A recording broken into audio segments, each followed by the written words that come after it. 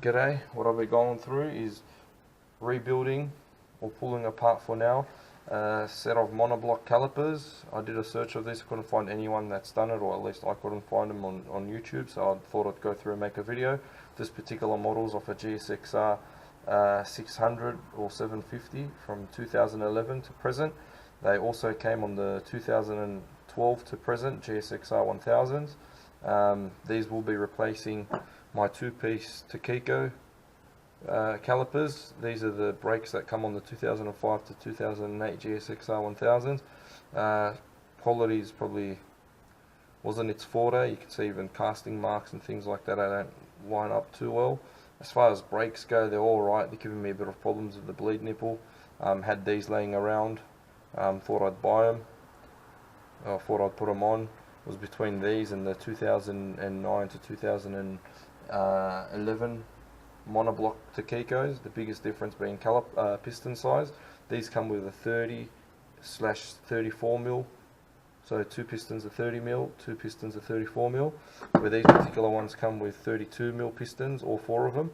There is a M4 aftermarket variant, so this is considered the M432. There is a M434 variant, which the biggest difference apart from the piston size is where the bleed nipple location is,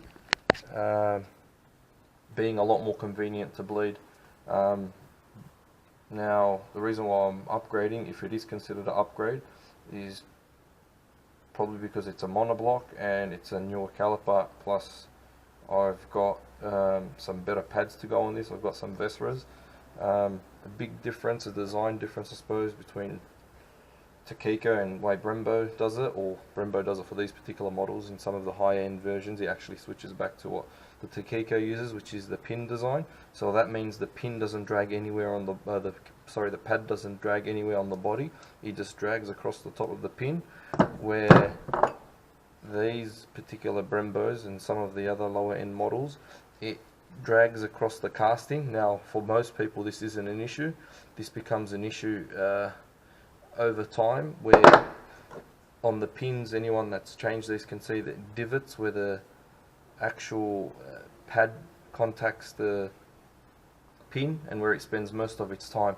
Now in this particular model there's a casting, so I've got one here, I'll probably show you a bit better. This one's already been done. If you can see, there's no, get that in there, there's no pins, rather the pad goes on the casting, the body of the casting, which can cause quite an issue in there. However, I suppose for a couple of thousand Ks of use it shouldn't be an issue.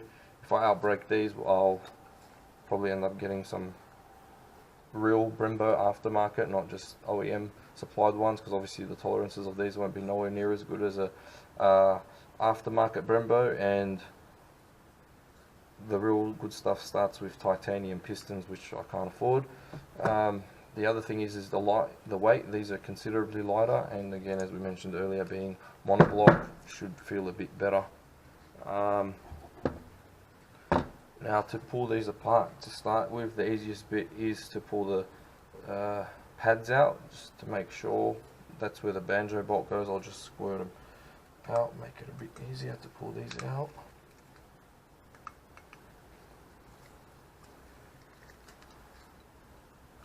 Alright, so to do that is just push them towards the top of the caliper and down. I've got a pick here, so just put it in, twist it, and it should come out like so.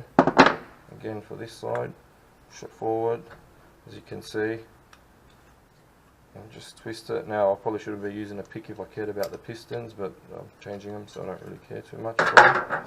And again, just push it down and it should pop out. Quite dirty. That's not the particular reason why I'm changing these. I'm actually changing these because I bought these from Wreckers. But now obviously there's actually no damage on these, but I'd like to change them anyway for peace of mind. Plus I'll get to know I'm on a fresh set. So 8mm for the banjo bolt, for the bleed bolt. Next thing would be to pull this part off. If you use a curved pick, you use one at a time. You can push this up to help lever it, but if you do one at a time you shouldn't need to. Just pull it back and it should fall down. Do the same with the other side. Pull it back and it should just go down. Do one at a time, it's a lot easier. Believe me, I tried doing two. It's quite difficult. What I'll do, only because I'm pulling all these apart, I know I should use an air compressor but I don't have one, to clean it out before I push them back. I don't really care because I'm going to be cleaning them all out anyway. Now I pulled the banjo back, so it's going to spray out in all directions, but just it'll piss out. Just, oh, there it goes. Again, whoop, there she goes. Whoop, nice. Got some on the camera there, I think. Excuse the mess. And now we can clean them. I might give them a bit of a clean first without cleaning out the pistons, and then I'll do the pistons. So all you've got to do, spray it up, be generous. That's why you get the cheap brake cleaner. It does the same thing more or less. And get in there with a toothbrush and just scrub it. And you see how dirty they are now, and we'll do it before and after. The main thing is you get the crevices where the moving parts are, which in this particular case, it's in the hardest bit to get to. How fantastic. So clean that. Giving that a bit of a clean, what I did, a lot of brake cleaner, used the rag, threw it over the top like that, and just the L pick, it's a 90-degree angle pick, inside those crevices that I was talking about. That sucks in this design, that if there is a divot, well, you pretty much got to replace the body of the caliper. Probably when I put them together, I know they say you shouldn't use anti-seize on brake calipers, but I might throw some in there just so, well, it's not chewing up the casting, or may help resist chewing up the casting. Don't know. Give that a good clean. Now to the part of removing the pistons, the bit that everyone probably wants to know about. I've got some Lang tools, the largest size circlip pliers, and obviously so when you press them they open. Now if I cared about these pistons, I wouldn't be doing this. I'd be putting some form of rubber or something on the outside, but I've got a replacement cup set from Suzuki, genuine, so I don't really give two shits. Squeeze on it nice and tight so it digs in, give it a nice little twist. And like I said, these probably don't even really need to be changed, but I'm changing them anyway. So just work them out. I know people use shop air, whatever. This seems to work fine for me. And you can see that if I really wanted to, I could reuse those, because all the scuffing's on the inside, and it's like a quarter of a mil if that. Do the same. Just work it out. You can see. Just work it. Doesn't take too much effort. Just twist it. These aren't seized or anything. I like to, every time I'm changing pads anyway, I like to clean, toothbrush out and clean the pistons out. A little maintenance goes a long way. You can see they're scarred a bit, but these, I bought these because they look like they hadn't seen any, or barely any use. Same thing. Put them in nice and tight and just work it out, and she'll come. Just be patient with it.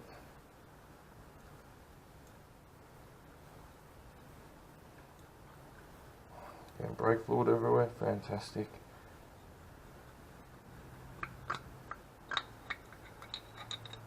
Came out nice and easy.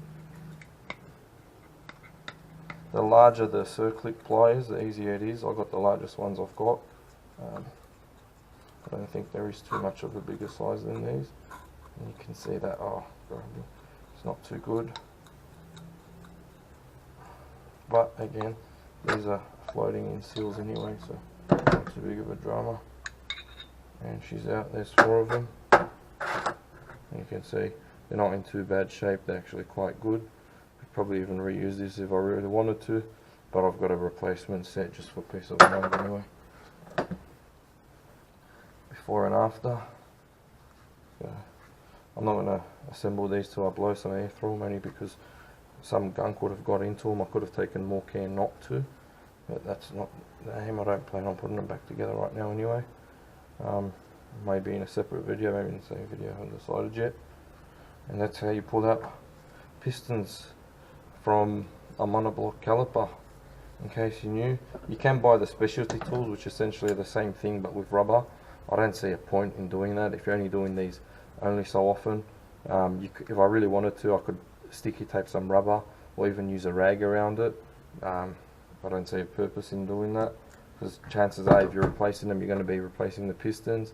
If you're not, you're scuffing the inside. Not that I recommend that anyway, but if I really wanted to, I could sand that down lightly. It's not going to change any performance whatsoever, as long as you don't scuff the outside. Inside, not such a big deal. Outside is a big deal. I'll definitely replace them if they're scuffed on the outside.